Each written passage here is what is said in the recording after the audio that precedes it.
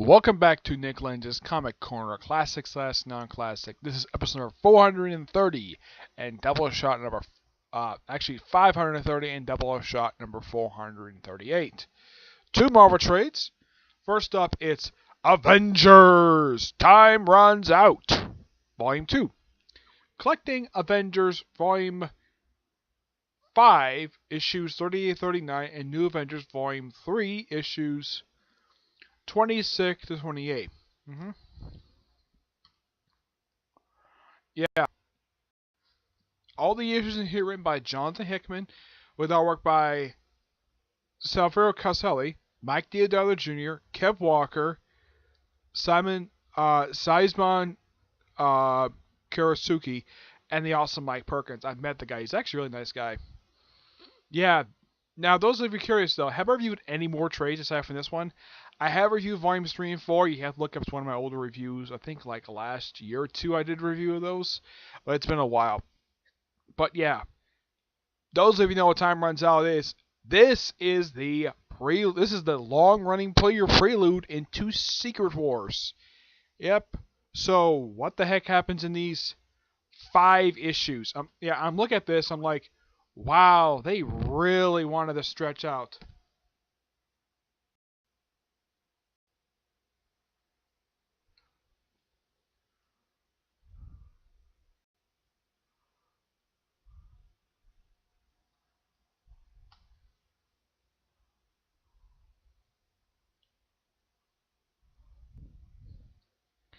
Yeah, I'm just responding for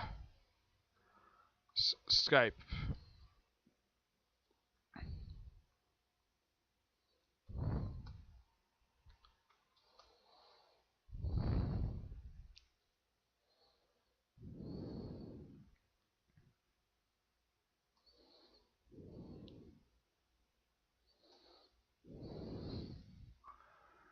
Alright.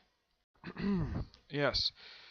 Now, what happens in here is that, well, it starts off with Tony Stark in his Superior Iron Man armor. Now, he is not, let's say, evil, and of course, thing is damaged. You also see Black Swan in here as well. You also see Doc Doom pops up in here. As a matter of fact, he appears in a lot of these issues. Yep. Now, one look up this trait does list off who does the artwork for which issues. So I had to look it up on here. If I get the right thing here. Here we go. Alright, New Avengers number 26. The artwork is done by Kev Walker.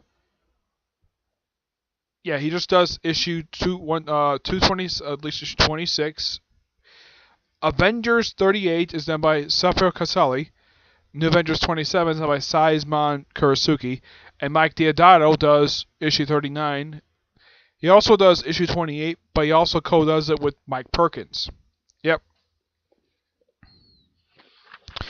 Now, one thing I've got to appreciate for Hickman's run for both New Avengers and Avengers is that he does this. You see his page? Yeah. This has all the current lineup of who's on which team, and whoever's colored in, that's who pops up in the issue. Whoever is grayed out, that person does not pop up in the issue at all. Because you're like, okay, these people are on the team, and where the heck are they? Yeah, you probably wonder when it comes to Bendis' Avengers run. Like, there's actually one issue, I think it was I'm trying to think, I think it was New Avengers Volume 2, I think it was issue 30. Yeah, Spider-Man, Doctor Strange, and Carol Danvers were absent from the issue where Luke Cage quit the New Avengers. Yep, he was absent for some reason. Yep. And then they do a previously on with, this is really good artwork. Yep. And, yeah, this artist is also, Kev Walker is also the current artist for Dr. Aphra. You know, as I can tell that it's because of the lips. Yeah, the lips is a dead giveaway. It's that this is the same artist who does Dr. Aphra currently. Yep. This is the current artist. And aside from Dr. Doom popping up and the Molecule Man, yeah, the first part is just basically all about Tony. And after this issue, he does pop again for quite a while. And then we pop up to Avengers. I think that was New Avengers, correct? To start off with. Let's see here. I want to get that correct here. Yeah. That was New Avengers first. Yeah, now it's Avengers 38, where it has the first appearance of Pod, who is a character from Al Ewing's New Avengers run and his run for U.S. Avengers. That's Pod right there. It's actually a woman who fell in love with a new Iron Patriot. Now, the thing with new Iron Patriot is she's actually the daughter of the man who saved Tony Stark's life and also helped Tony build his first armor. hmm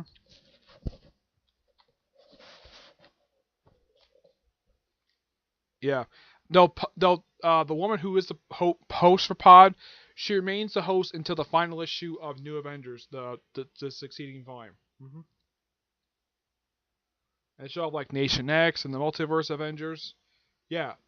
And a bunch of clones of Shang-Chi. Yeah. Shang-Chi gets freaking cloned. Talk about clone saga for Shang-Chi. I'm not sure who cloned him, but somebody did.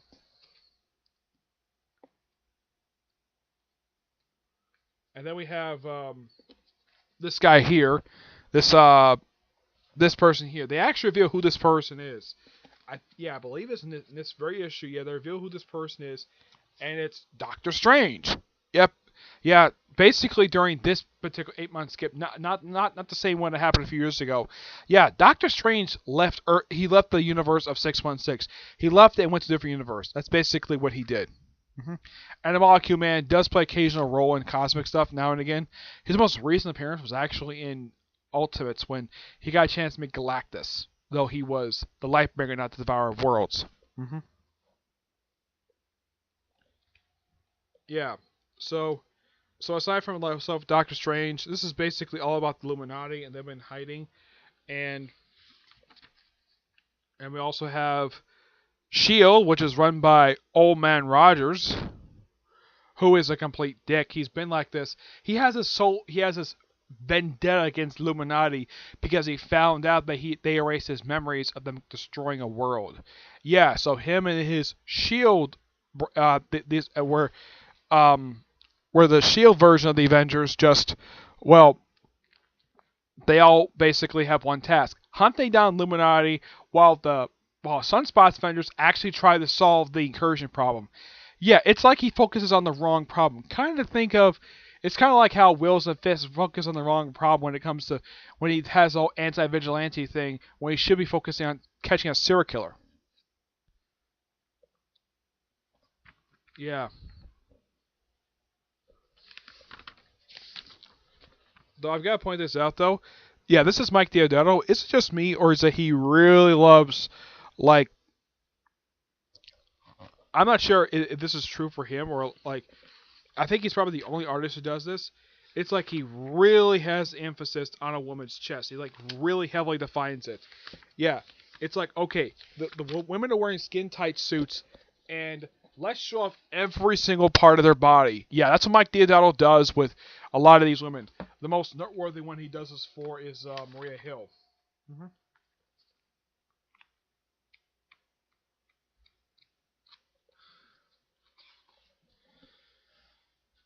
Let's see if I can get a close up of Maria Hill the way he does it.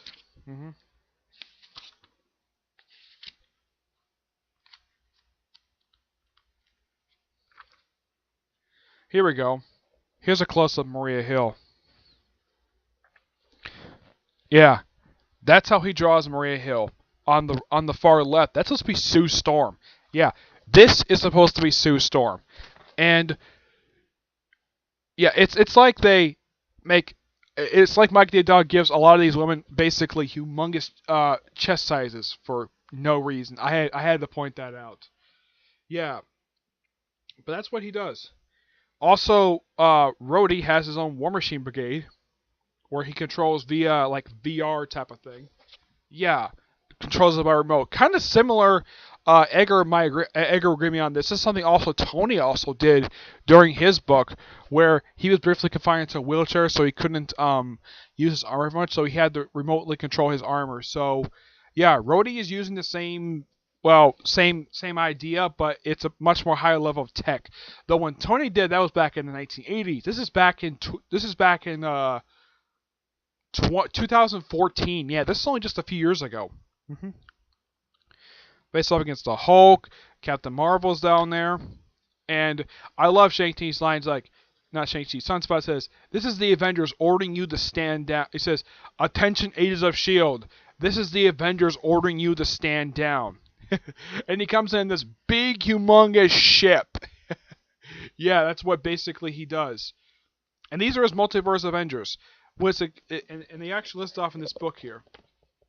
Now, the S.H.I.E.L.D. Avengers, if I can get the right page here, they're consisted of Steve Rogers, Hawkeye, Maria Hill, War Machine, Invisible Woman, Captain America. Well, that's just Sam Wilson and Captain Marvel.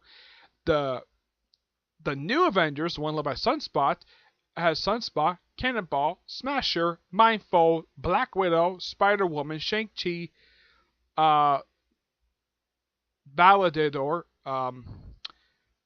Validator. Yeah, this is the same one from the second heroic Omega flight that was killed on their first mission. Pod and the Zebra Kids. The Multiverse Avengers consisted of Hyperion, Odinson, Starbrand, Nightmask, Abyss, and X-Nehold. The Illuminati, at this point in time, they're consisted of Beast, Doc Green, Mr. Fantastic, Black Bolt, Black Panther, Captain Britain, Amadeus Cho, Iron Man, and Doctor Strange. Though they also have, believe it or not, Hank Pym part of the team as well. Yep. And despite the fact you have S.H.I.E.L.D. Avengers fighting off against Illuminati, the new Avengers basically are also facing off against them as well. There's another Hulk. I'm not sure what the hell it was. I think this is supposed to be the other Hulk that was left behind from that storyline that came just before the tie-in to Original Sin. Yeah, this guy was left behind by his team Avengers. So they have two. So you have two Hulks facing off, 616 Hulk and a different Hulk.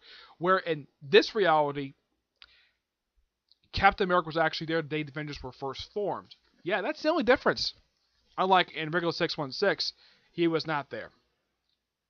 Yep. And then they call him back up to take down also the other Avengers. They call in the Mighty Avengers, which Sam is on that team along with Luke Cage, White Tiger, Spider-Man, She-Hulk, Blue Marvel, Power Man, and Spectrum. Yeah, this is the lineup they had basically at the end of the Captain America and Mighty Avengers series. Awesome series. I highly recommend getting the trades because Marvel canceled this series after only 9 issues because they didn't promote it. Yep. Of course, that's Marvel's terrible marketing problem. Yeah. Of course, there's more fighting. And of course, Invisible Woman traps them. Traps the new Avengers, the S.H.I.E.L.D. Avengers, and Illuminati all in cubes. And then Reed is like, okay, I call this a little bit of backup. First they bring in Medusa. And then the book ends where they bring in Namor the Submariner and Black Bolt. And this kind of leads into what happens in book 3 with the Cabal being trapped in another world with Namor, and of course that leads into the Ultimate Universe. This by far is really good. I actually enjoy the storytelling. I just kind of wish the library actually had the first book as well. But luckily enough, Marvel did kind of fix this whole thing of, well, having like 5 issues and like 2 issues of one series and 3 issues in another series. They did this for all 4 books. They did release a hardcover version which did kind of fix this, where they kind of had, I think they had 5 issues from Avengers and 5 issues New Avengers, where it lowered us down from 4 to 2 books. Yep. Though I don't know why in the world they stretch this out to like this much. It's so bizarre. But this event led directly into Secret Wars. But I enjoy this. And it has fantastic artwork. And I do recommend this to people. Anybody who's a fan of Hickman, I do recommend this. And plus check out the other trades that collect Hickman's run. Which are, these are as follows. The Avengers run for Hickman. The main Avengers book. Avengers World, that's the first volume. Second volume is Last White Event. Third volume is Prelude to Infinity. I also recommend checking out Infinity. It's a really awesome event. You also have Infinity, which was the Infinity tie-in. Adapt or Die, which is the storyline where they face off against an evil version of the Avengers. Infinite Avengers, which is the original Sin tie-in. And of course, these 4 Time Runs Out books. And Hickman, there is a run that there is also a trade collection that collects his New Avengers run. Luckily enough, Marvel did release a hardcover which collects the first 2 trades, and I think they did this for where they lowered it down from. I think it was like 5 to about 4 trades. Yeah. But I give this book a 9 out of 10. It's actually really good. Next up is XMen Origins Gambit, which collects XMen Origins Gambit at one shot, along with, because, well, the private thing is covering up, along with that one shot collects Uncanny X-Men 2666, 266, 267, X-Men 33, this is Volume 233, Gambit Volume 3, number 25, and X-Nation number 2. Writing by Mike Carey, Chris Claremont, Fabian Nicieza, Scott Lobdell, Joe Pratt, and Becky Cohen, who also has some artwork as well, with Mike Collins, David Yarn, Andy Kubert, Jim Lee, George's Genie,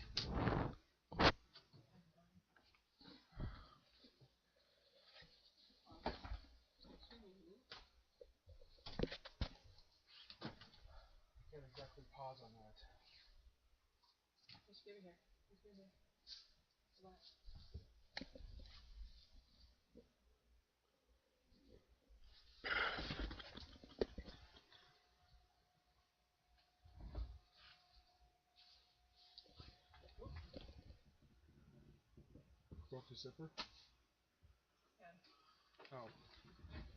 Alright. And why do you put sugar on the artwork? Sorry about that, my mom decided to step in to get a dime. Yeah.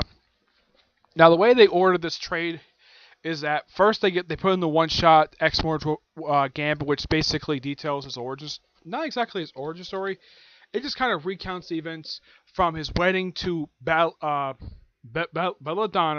up until he met up with Storm. Which, of course, right after he married his wife, he had to fight his brother-in-law because he didn't like the fact he basically was so bitter that the Assassin's Guild was working with the Thieves Guild. So they fought, Gambit won, and here's the thing, Gambit actually killed his brother-in-law, so he had to be exiled from the city. I'm like, there are two guilds. Last time I checked, the guilds don't have authority over the actual city itself, so I don't know how in the world that they can get away with this. Mike Carey writes the one-shot. Yeah. With David Yarden and Nathan Furban doing the cover art. Though I think Robinson, who's that Robinson guy? It is Abe Robinson, yeah. And it basically leads into what happens in the Massacre. It just details what he was up to from that point forward up until you first see him in Uncanny X-Men 166. Though 166 is basically his actual first appearance, so he meets Storm. Though this is during a period of time when the X-Men weren't disbanded. That wasn't until they came back prior to the events of I think it was the Extinction Agenda. No, it was Extinction. It was some other event that reunited the original X-Men. Yeah, throw those two issues in there. An issue where he fights Sabretooth. 25 was double-sized issue. Nation X number 2 is a story written and drawn by Cohen. It's actually a really good story. It's a quick little short story because Nation X, the miniseries, was just a series of short stories. That's simply put what this series was. Also in the 90s, if you want to know what Gambit series looked like in his own ongoing series, it looks like, what's a good picture of it? Here we go. This was Gambit's attire by the time of series issue 25. I'm like, that's not the classic Gambit attire. But yeah, they redesigned it for some reason. Yeah, the weird thing is the late 90s were not a good time for the X-Men books at all. While the early 90s were a really good time for them, late 90s, it's just really bizarre work. Here we go. Yeah. It's just basically a story of Gambit at, well, the Nation X facility. Yeah, well, the Utopia Island, it just basically just him, just having it's just a day featuring him, and Cohen does a pretty good job drawing Pixie, where he's like he's like going to Scott because Gambit is missing. Yeah, because someone took one of us. I think it was Gambit. And of course, just basically Gambit, just a quick little Gambit side story. It's actually a really good story. I do recommend trying it out. But not the first time I've seen an issue from then Issue number 2. They also collected North Star story in the trade that the science fiction trade that featured his wedding. There's also a story in that one featuring Jubilee. Yep.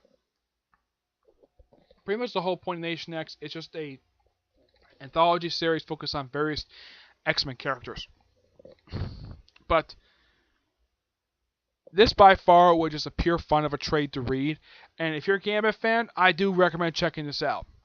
But I also recommend checking out I would not recommend Trial of Gambit because that's kind of a lie because they only collect like one issue of the trial.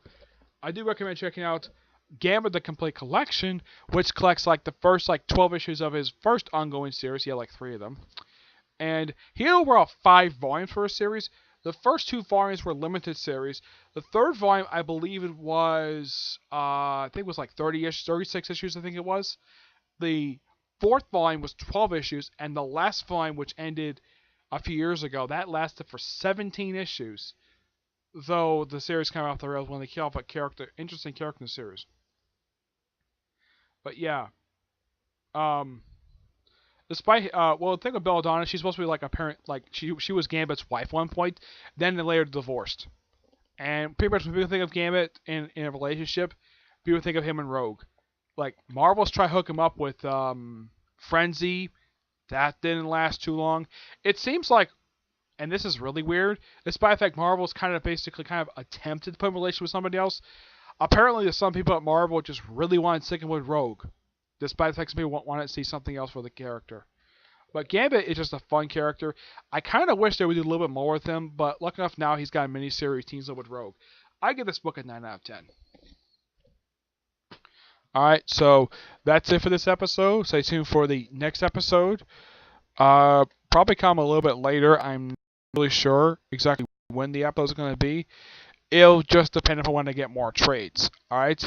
But enjoy, see you on the next episode, which will be episode 531 and Doubleshot number 439. Alright? But enjoy, see you there. Bye.